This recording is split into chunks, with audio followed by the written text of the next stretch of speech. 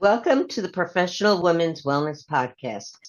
I am your host, Dr. Peggy Gleason, creator of the Mindful Eating Approach, where I help professional women and business owners with a tailored path to weight loss and self-confidence without the stress of restrictive diets, time-consuming exercise regimes, or medications. I help you transform your eating habits to enhance all areas of your wellness, and we always offer inspiration, motivation, and education with amazing gifts. Today, I'm very excited because I have a nurse practitioner coming on, and she's brilliant. Today, I'm honored to introduce my next guest, Mary Walsh. Now, Mary is a mother, a wife, a double board certified oncology nurse practitioner, and a no BS certified weight loss coach. She's a community educator and a passionate advocate of eating and thinking smarter. I love this. We need it so bad, don't we? Mary is convinced that a healthy life is within reach. We all need to know that. We can't just give up. And she's spreading the message that the fastest way to change your health is to change what's on your fork. Duh. Right? We'll all agree with that. Oh, for sure. What a wonderful thing. And her success is amazing. After losing 80 pounds and witnessing the consequences of lifestyle diseases like diabetes, cancer, and dementia, Mary found weight loss to wellness to empower. She founded Weight Loss to Wellness to empower others to get started on their health journey. Now, she especially enjoys, and this is very near and dear to my heart, she especially enjoys guiding cancer survivors along the path to better health with one-to-one and group coaching.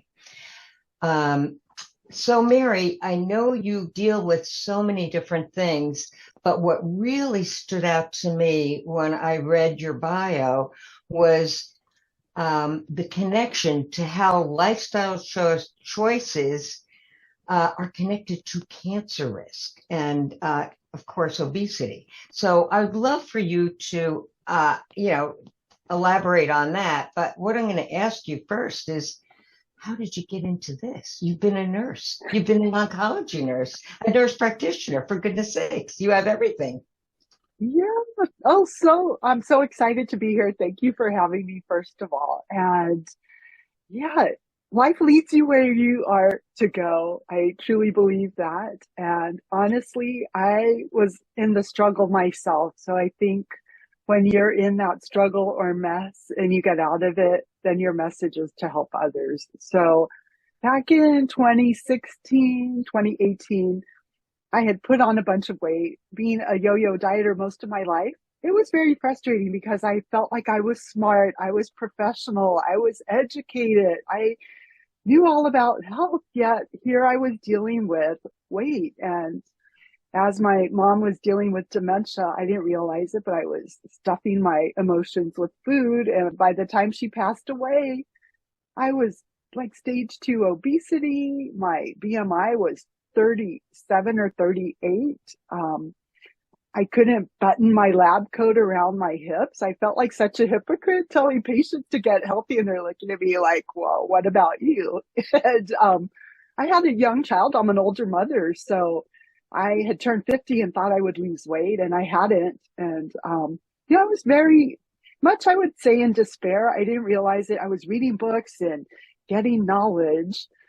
And one of the books I read was a book about intermittent fasting. And that was a new concept to me. And I thought, wow, it sounds easy. And they started talking about insulin and other things. And like, well, maybe something like this would work. And then I started reading a little more about inflammation. And I was like, oh, that's interesting. And so I was packing stuff away.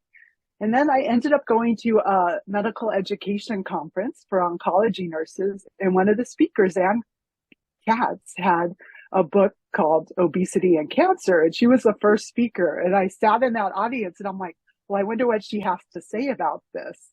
And I'm a little embarrassed to say, although I have worked in oncology my entire career, I didn't realize what a huge impact extra weight had on cancer growth. So I'm sitting there, and my population at the time is GYN oncology, and especially uterine endometrial cancer. And Wow. she said, well, depending on your weight, it could be quadruple to 7 times the risk of the normal population for developing cancer. And I was like, wow. And I am one of those people, I never smoked cigarettes because I didn't want lung cancer. And Hmm. suddenly I was like, I need to do something about this weight. I don't know what it is because I've lost weight and gained it back, but I left there really determined to figure out how to lose weight for the last time, really, without any gimmicks. And again, the right person came into my path. So I left there and ended up meeting a nurse practitioner who helped me. And she did a 5-day challenge. I remember thinking it was so simple. It was like, okay, drink water. And I'm like, okay, I can drink water. And then it's like, um, make a healthy meal and add some vegetables and actually cook it, get a recipe, go to the store, get the stuff, move your body. I think it was, just look for hidden sugars and things. And it was amazing. When I started looking at labels, I was like, wow, salad dressing had sugar in it. Sauces had sugar in it.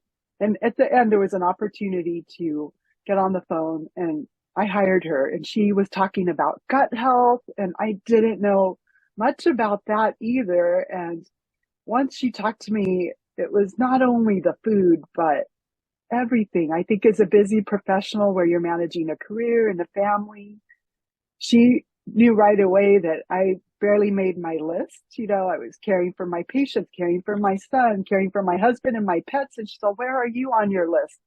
And I was way down at the bottom. And she said, that gets to change today.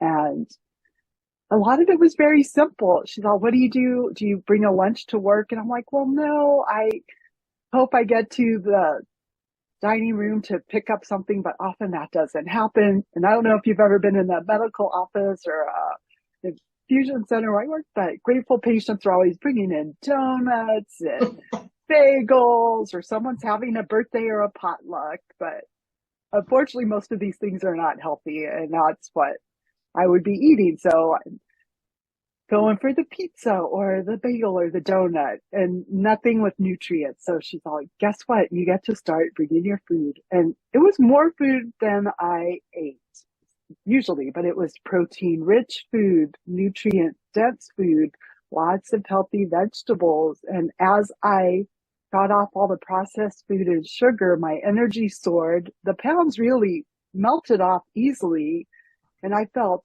better and better. And I thought, wow, who knew that just simply changing your attitude and your approach, and it wasn't like super low calories. So no, you can have fat. I'm like, really? So put the avocado on it. I'm like, but it's full of calories. It doesn't matter. They're good calories. And like retraining Exactly. your brain. It's Yeah, it's crazy. interesting because the proverbial eat and go diet that most health professionals are on, where they run to the cafeteria or the station at a room that's your break room, look for whatever's there, shove it in your throat, and go back. So it's like eat and go, and grab and go rather. And it's just a terrible situation for the healthcare professionals, especially because they feel they can't leave their patients, right? But to think that you were introduced to something that really worked beautifully with you. So, what I'm really curious about is because you have such a vast experience with oncology patients, patients with cancer, um, where talk a little bit about that. Now, I know from what I know, sugar feeds the cancer cells, right? So, talk to us about that. Yeah, so there's some controversy around that because some people will stop eating anything with sugar, including fruit and berries. And those Oh, are really good because they're loaded with fiber and nutrients and all kinds of phytonutrients in that. It's more the added sugar in processed food, and it is in an unnatural state separated from fiber that just spikes your blood sugar up to a very high level. So we're talking about the people that get those sugary coffees and you're starting your day with double pumps of caramel and sugar, and you've had 600 calories of carbohydrate sugar without any nutrients, and your insulin level goes way up, and that just creates a bunch of inflammation in your body. That um, sodas are in the same category. They're finding even diet sodas can give your brain that sense that something sweet is coming. And I was a Diet Coke person for a long time, and in my mind I'm like, oh well, there's no calories, how could they be bad for you?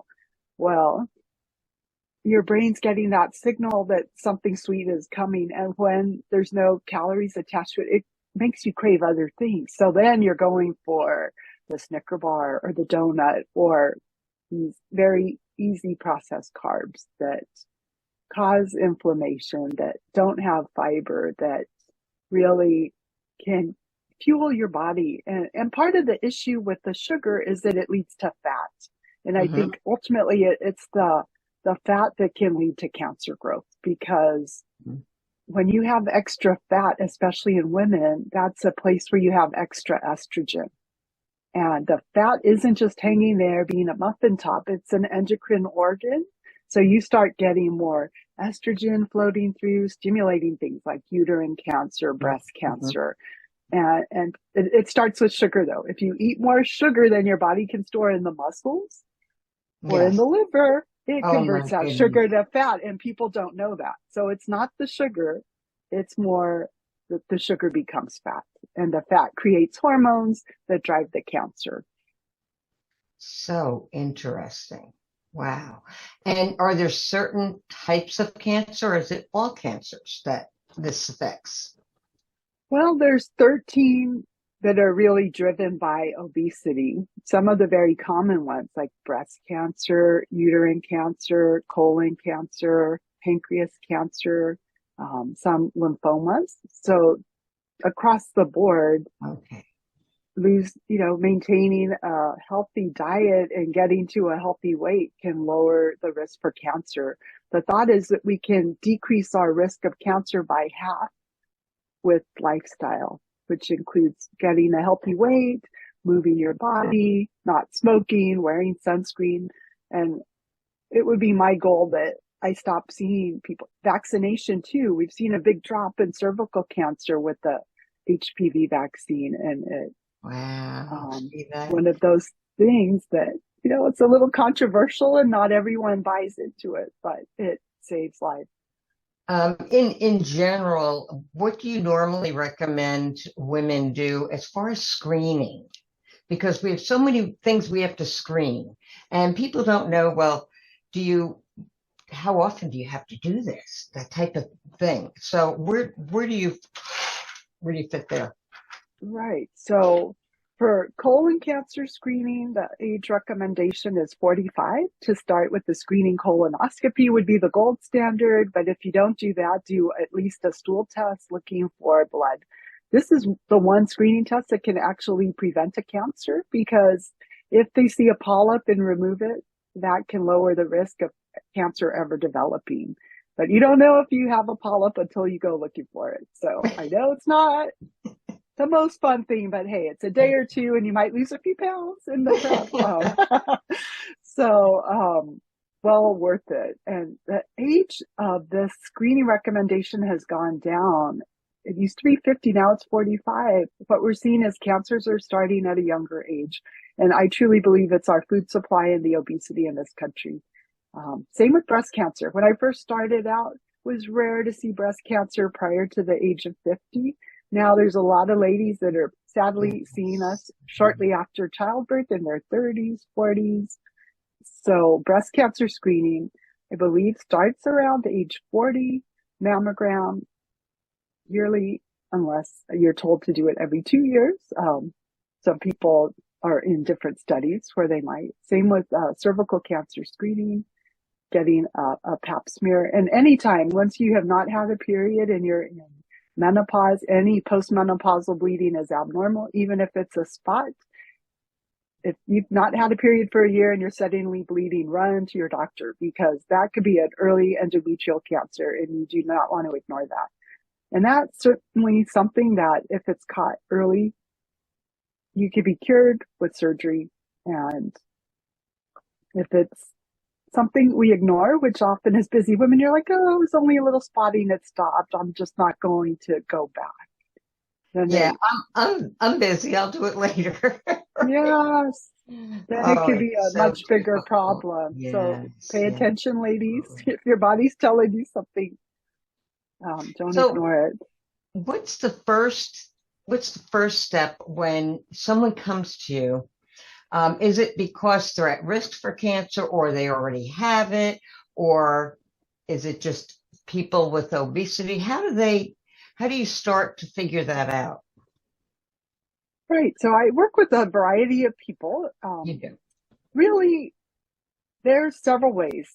So as far as someone working with me, number one, they have to have the desire to change. And I think I was stuck in almost not wanting to do that. I was frustrated. I was up and down. For 2 years, I was at my high weight, and I really thought about maybe I'll just embrace this oversized body, buy cute clothes, and the whole body love movement. And I think you could love yourself at any size, but ultimately I couldn't ignore that this weight was causing inflammation. It was Mhm. decreasing my lifespan and would impact my health down the road. So with that, I embarked on my journey. And I think you meet people where you're at. Some people are ready to change a lot of things all at once. And that's great. They'll get very fast results, but it doesn't matter if you're not ready to do everything. If you do 1 to 5% change and you're consistent over time and you're heading in the right direction and it takes 5 or 10 years, who cares? I think the diet culture's like, you gotta do this gimmick that's not sustainable. And I Yeah. talked to one of my clients. She was dealing with her mom with dementia. She was a busy nurse. She wanted to lose weight. She had extra weight, and my more intensive program, so, oh no, that would just stress me out more. And it's like, okay, let's figure out what you need to do for you. So you can individualize. And part of it was you actually get to take some time for yourself and for Yeah, that's self-care so and take a important. break and go for a walk. And she lost weight just having permission to look after herself. And she's like, I started shopping and I'm eating a little better because she wasn't cooking at home. Then it's like, well, now what do you think you can do? And you meet people where you're at. And I really believe you start stacking habits that once you get good at one thing, then you can add another thing. And when you see success there, you're like, you know what? I feel this much better. Let me do that. And that's what my coach did for me. It's like, Mhm. what's the low hanging fruit and what can you get quick wins with? And do that for a bit. And once that gets good, add something else. And everyone's going to be a bit different. And I honestly think that's the value of a coach. And Mhm. personally, I felt a little, what would you say? I wouldn't say resisted, but I almost felt like I don't almost feel that I need a coach because I know all this stuff. But knowing and Oh implementing my and fixing gosh. yourself is a totally different thing. Because when I was being coached, I'm like, I could teach all this stuff, but I wasn't doing it. So It is, it's, it's the shoemaker's kid with no shoes, right? And it's not uncommon that you find coaches without a coach. I can't imagine not having had actually a few different coaches throughout my time. One for business, one for personal, one for it's that's what I mean. It's critical if you really want to succeed with any program. You need the guidance. Better together, right? We all do better if we have the teamwork. So that's wonderful, wonderful. So your program, we're gonna talk a little bit about we're talking about your coaching. Now you have a program. Do you do group coaching, or how does that work?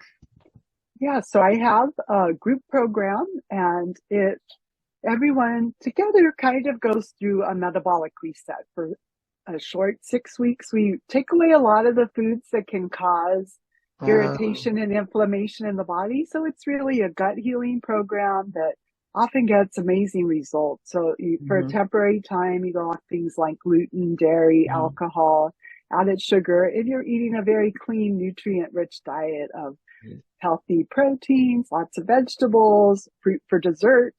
But you're off things like bread, rice, pasta, and for a while you're like, what can I eat if that's your yeah, main yeah. food groups? And So um, I wanted to just pause here and go back to the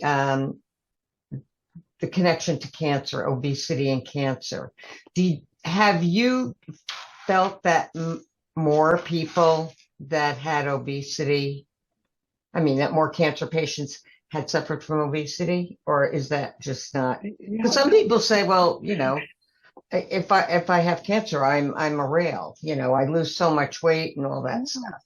yeah, that's what you would think. And honestly, after that lecture on obesity and cancer, I started paying attention to the new um, cancer patients that were coming in, and Oh, all of these uterine cancer patients, I just would take a look at their weight and I'm like, BMI 48, which is pretty wow, obese. wow. The Yeah. biggest one I saw, I think, was 61. Oh, And goodness. they're often young. Some of these people are in their early 30s, 40s with basically a metabolic syndrome, and they're having um, PCOS, just symptoms or infertility, and then they're getting worked up. And it's like, oh, you have atypical cells when they do a PAP, and then it turns out that you have early uterine cancer. And I think that's a great time if they can link these abnormal cells before their cancer to weight, if they can really focus on weight loss. And sometimes that's not mentioned, which I think is tragic because it's a very teachable moment when you could say now's a good reason for me to really focus on what I'm doing. And honestly, it's not hard, but it takes dedication. It's different. And I think knowing you're doing it for a benefit can help. And it's a lifestyle for sure. Yes, very much so. So I know we're coming to a close soon, but I want to ask you a little bit about the free gift you're going to offer all these viewers.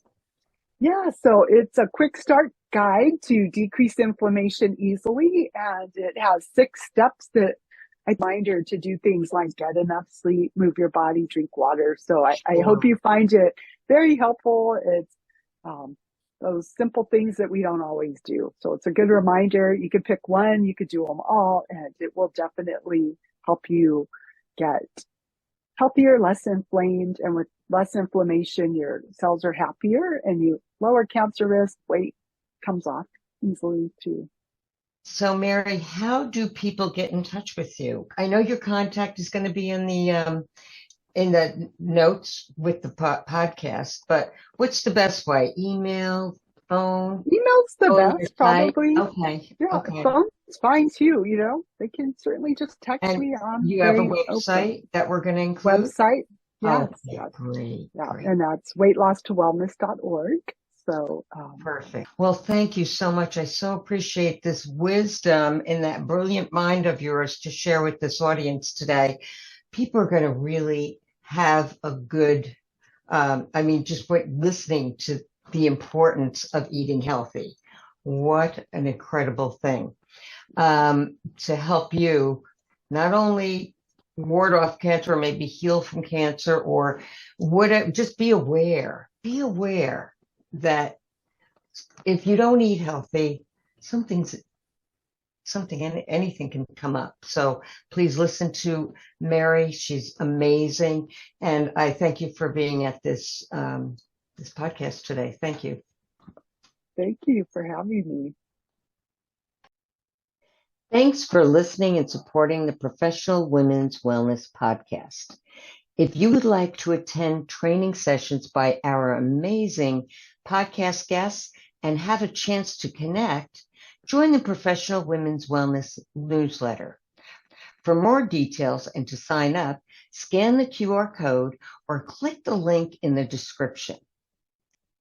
If you enjoyed this episode, please leave a 5-star rating on Apple Podcast. Each week, we will select a reviewer who will receive free access to my $197 course, Goodbye Night Bites, a 30-day journey to stop emotional eating at night. Please subscribe to get notifications of future episodes.